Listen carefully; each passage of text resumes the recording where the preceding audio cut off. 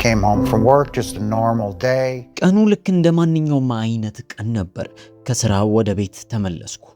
ስራው ስለቆየው ቤቴ ቁጭ አልኩና ሳንድዊች መብላት ጀመርኩ። አንዴ ከገመጥኩኝ በኋላ ወዲያውኑ ሳል ያዘኝ። ያሳልኩት እንደሌላው ጊዜ ሳይሆን ይልቁንስ ከውስጤ የወጣው ደም ነበር።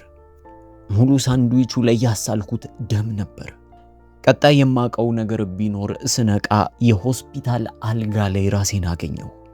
አይሲዩ ወይም የጽኑ ህመማን ክፍል ውስጥ ነበርኩኝ። ታዲያ በዚህ ሰዓት ወደ ግራዬ ስመለከት አንድ ሰው ቆሞ አየሁ። በእርግጥ በስጋ አይኖቼ አላየውም ነበር፣ ነገር ግን በስተግራ በኩል የሆነ ሰው እንደቆመ ይሰማኝ ነበር። በፍርሃት እንባዬ መጣ። ልሞት ያክል ተሰማኝ። ከረጅም ጊዜ በኋላ የእግዚአብሔርን ስም ተጣራው።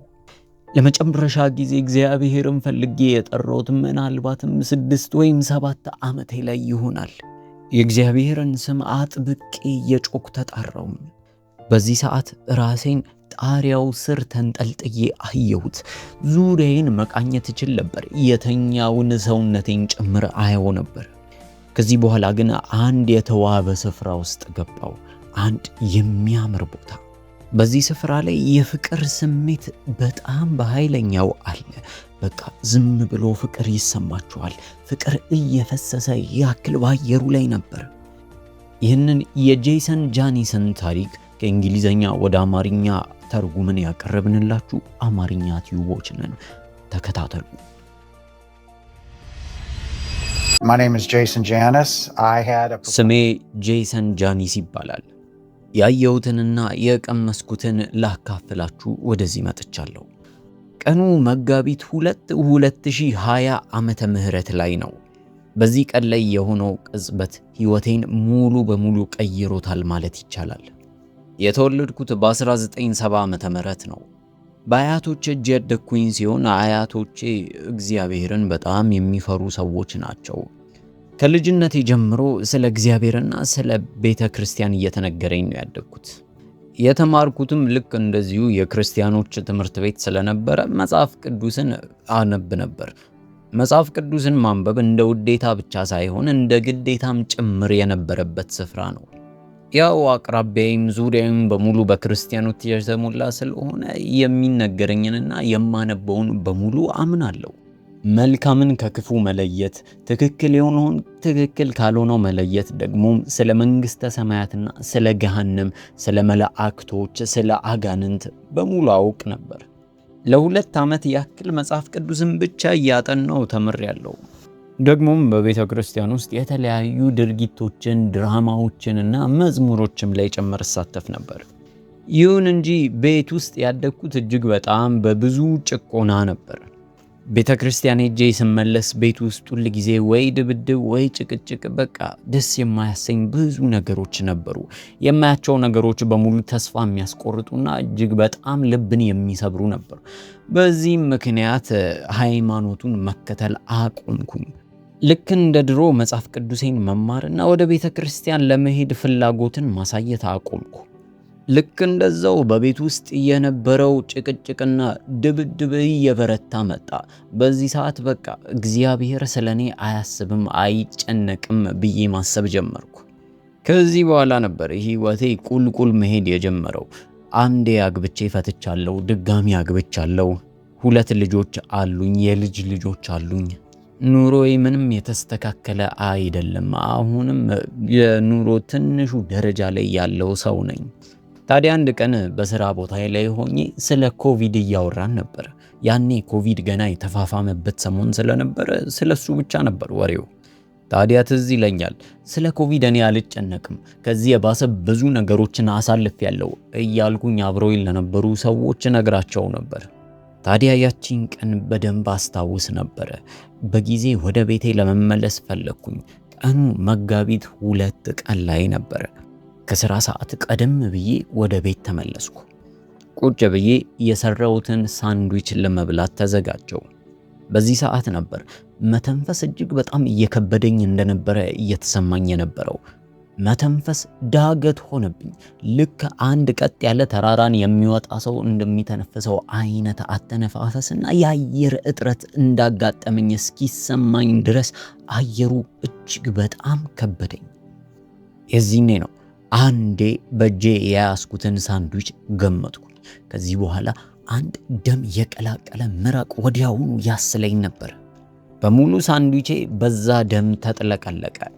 ሌላ ጊዜ እጃችሁ ሲቆረጥ ወይም ካፍንጫችሁ ደም ሲወጣ ጠቆር ያለ ቀይ ደም ነው የሚወጣው።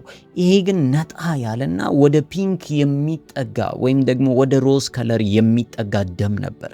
እጅግ በጣም ለየት ያለ ነው። ከሌላው ጊዜ ደም የሚለያይ ነበር። ወዲያውኑ ወደ ኪችኑ ተጠጋውና ወደ ኪችኑ ለመግባት ስሞክር በሙሉ ጭንቅላቴ ድንዝዝ ያለ ስሜት ይሰማኝ ነበር። መተንፈስ ዳገት ሆነብኝ። ለመተንፈስ እጅግ በጣም እቸገር ጀመረ። በዚህ ሰዓት ወዲያውኑ መደንገጥና መርበትበት ጀመርኩኝ። ምክንያቱም ደግሞ ልክ አየር እንደሌለ ያክል ነበረ ስሜቱ የሚሰማኝ። ኪችን ውስጥ ገብቼ እንደምንም የድሮ ሚስቴ ጋር ለመደወል ሞከርኩ። እሷ በሕክምና ውስጥ ስለቆየች ቢያንስ የሆነ ነገር ትረዳኛለች ብዬ ነበር ያሰብኩት።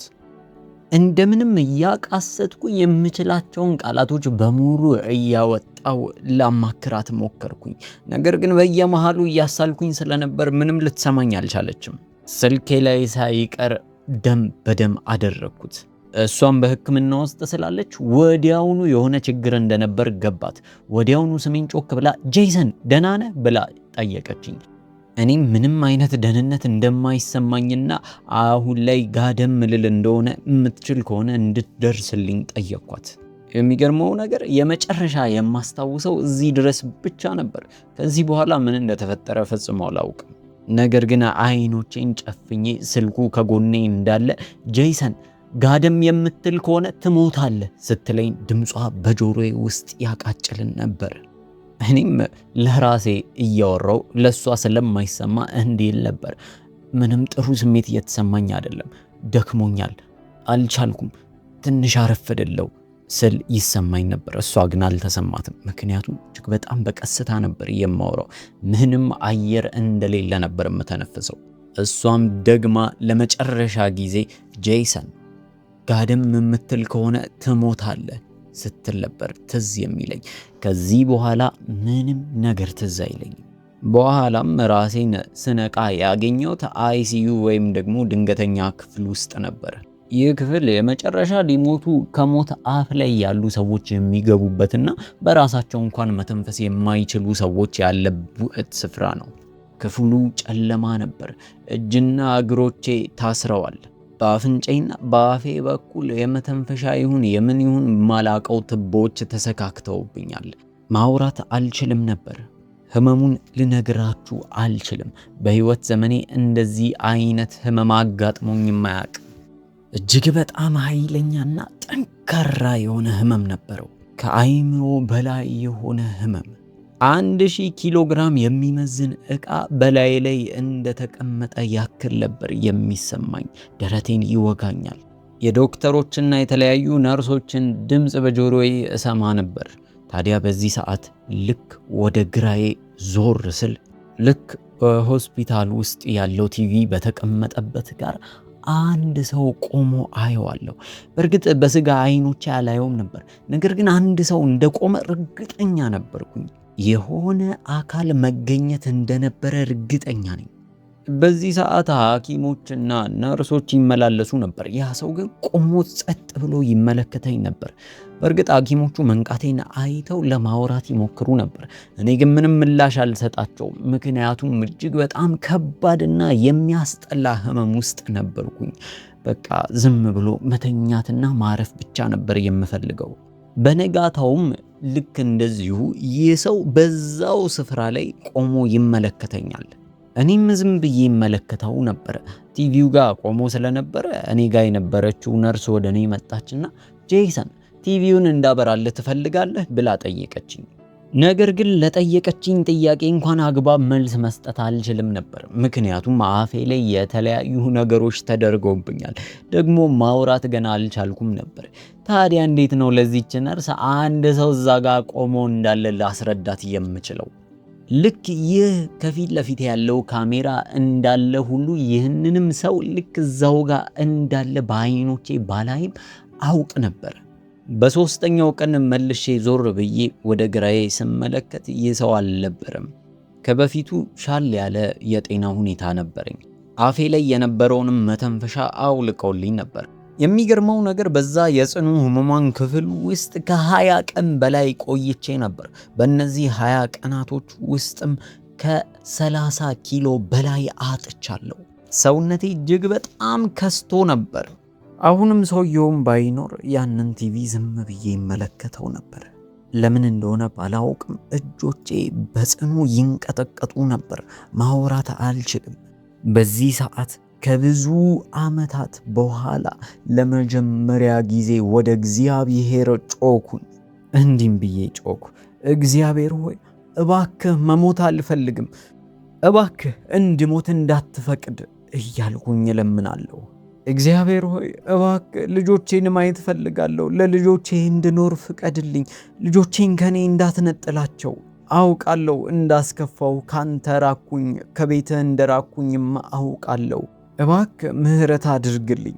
ምንም ይሁን ምን ባንተ ሁል ጊዜ አምን ነበር። ነገር ግን ካንተ ጋር ኅብረት ባለማድረጌ እባክህ ይቅር በለኝ፣ ማረኝ። እምባ በእምባ ሆንኩኝ። እጅግ በጣም ተነክቼ ነበር። ታዲያ በዚህ ቅጽበት ነው አንድ ነገር የተፈጠረው። ወዲያውኑ ራሴን ከላይ ሆኜ ከጣሪያው በታች 360 ዲግሪ እየቃኘውና እየተመለከትኩኝ ራሴን አገኘሁት። የሚገርመው በሆስፒታል አልጋ ላይ የተኛውን ሰውነቴን እንኳን ሳይቀር አየው ነበር። ሁሉም ነገር በግልጽ ይታየኛል። ታዲያ እኔ ከነበርኩበት ክፍል አሻግሮ አንድ ሰፊ የሆነ ሜዳ ይታየኛል። በጣም የሚያምር ስፍራ ነው። ሳሮቹ በስትክክል እንደተቆረጡ ያክል ነበር የሚታዩኝ። በጣም የተዋበና በቤተ መንግስት ውስጥ ብቻ የምናያቸው አይነት ገጽታ የነበረው ስፍራ ነው። እያንዳንዱ ነገር በግልጽ ይታየኝ ነበር። እጽዋቶቹ ላይ የነበሩ ስሮች እንኳን ሳይቀሩ ይታየኛል። የእጽዋቶቹ ቀለም ልክ እንደ ፈሳሽ ይታዩኛል። አንድ የብርሃን መገኘት ውስጥ እንደነበርኩኝ እርግጠኛ ሆንኩኝ። እጅግ በጣም የተዋበ ብርሃን ነበር። ከዚህ በኋላ በውስጤ የማላቀው እና እጅግ በጣም ጠንካራ የሆነ የፍቅር ስሜት ይፈስ ነበር። በቅጽበት ውስጥ ሁሉም ነገር ገብቶኛል። በማን ጥላ ስር እንደሆንኩኝ፣ ማን እንደያዘኝ፣ የት እንደሆንኩና የማን ፍቅር እንደሆነ ወዲያውኑ ገባኝ። ከዚህ በፊት ተሰምቶኝ የማያውቀው የመወደድ ስሜት ተሰማኝ። ምናልባት ይህን የመወደድ ስሜት በልጅነቴ አግኝቼ ቢሆን ኖሮ ብዬ አሰብኩ። ለመጀመሪያ ጊዜ እውነተኛ ሰላም ተሰማኝ። ለ50 ዓመታት ያክል በኖርኩት ተሰምቶኝ የማያውቀው ሰላም በውስጤ ፈሰሰ። የሆነ ዕውቀት እየገባብኝ እንደነበረ ተረድቻለሁ። እስከ ዛሬ ድረስ ያልነበረኝ ዕውቀት ወዲያውኑ ገባብኝ። በቃ ያየሁትን ነገር በሙሉ የምረዳ ያክል ሆነ። በተፈጥሮ እደመምና እደነቅ ነበር። በዛ ላይ በዚህ ምድር ላይ የሌለውን ፍቅር እያጣጣምኩኝ ነበር። በዚህ ሰዓት ያ ብርሃን ሆኖ ለዚህ ስፍራ ያበራ የነበረው እግዚአብሔር አምላክ እጄን ያዘኝ። ወዲያውኑ በውስጤ የአባትነት ፍቅር ገባ። ቤቴ እንደደረስኩኝ ቤቴ እንደሆንኩኝ ያክል ተሰማኝ። ወዲያውኑ በአባቴ እቅፍ ውስጥ እንዳለው ሳቅ እንዲህ የሚል ስሜት ወደ ውስጤ መጣ። ዋው! ምን አይነት መልካም የሆነ ቀን ነው! ምን አይነት በመልካም ቀን ላይ ነው የሞትኩት አልኩኝ። ከእንደዚህ አይነት ስሜት ውስጥ በፍጹም ማውጣት አልፈለኩም። በቃ የህይወቴ የመጨረሻ እርካታ ላይ እንደደረስኩኝ ተሰማኝ። ይህ ሁሉ በምን ያህል ቅጽበት እንደሆነ አላውቅም። ምናልባት 10 ሰከንድ፣ ምናልባት 5 ሰዓታት አላውቅም። ነገር ግን ስሜቱ እጅግ በጣም ያረካል። በድጋሚ ሌላ አካል ከፊት ለፊቴ ቆመ። ይህ አካል ፍቅር ራሱ ነበር። ልክ ገና እንዳየሁት ውስጤ በፍቅር ተጥለቀለቀ። ፍቅርን በአይኔ እንዳየሁት ያክል ስሜት ተሰማኝ።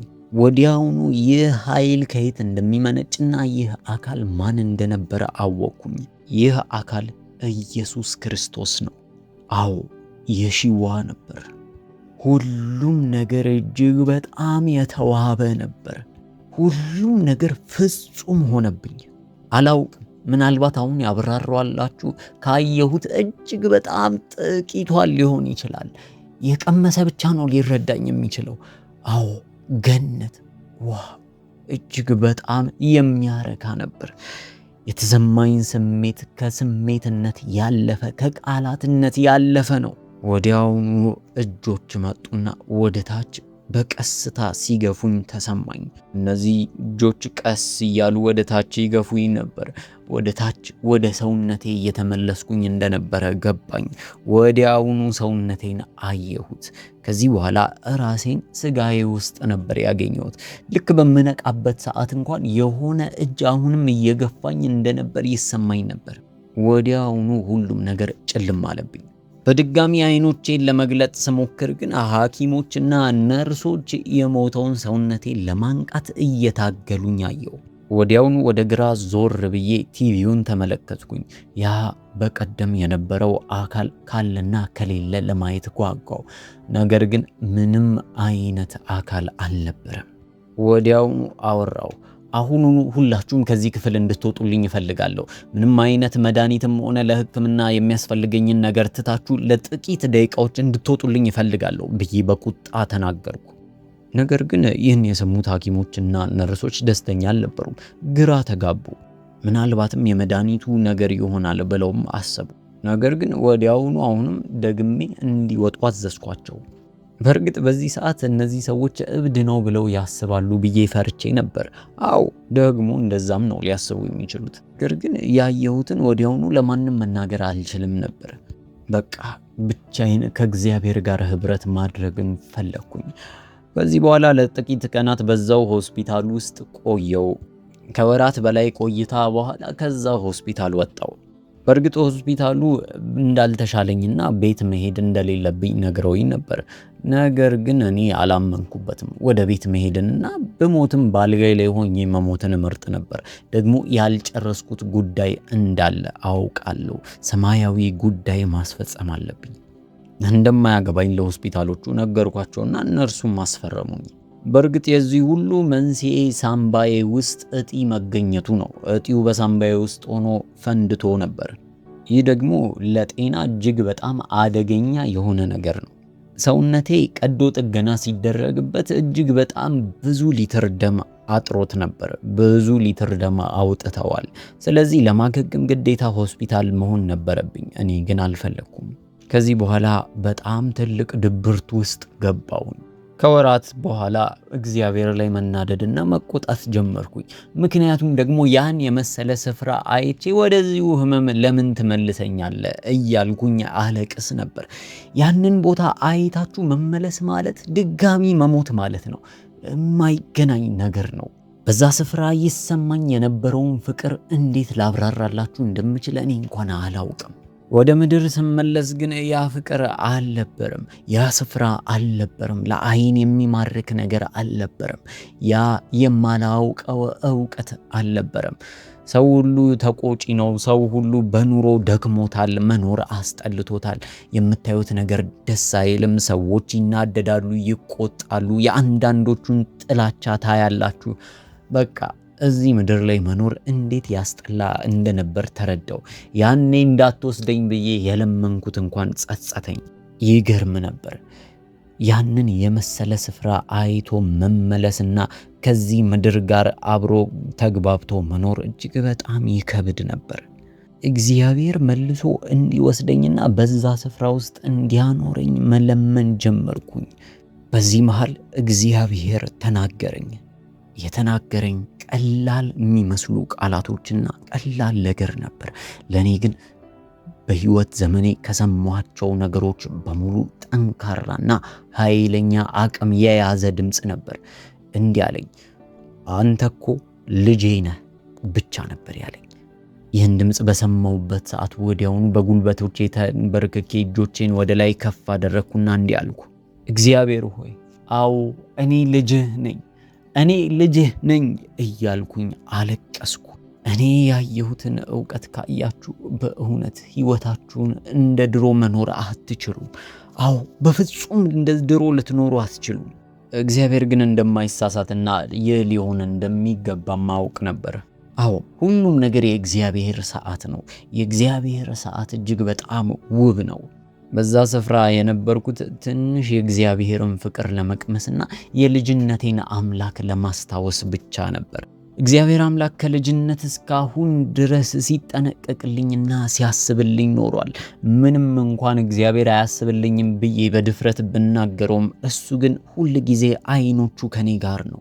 ያስብልኛል። ስታመም አብሮኝ ይታመማል። ከሱ ጋር ህብረት ባለማድረግ የሚከፋዋል።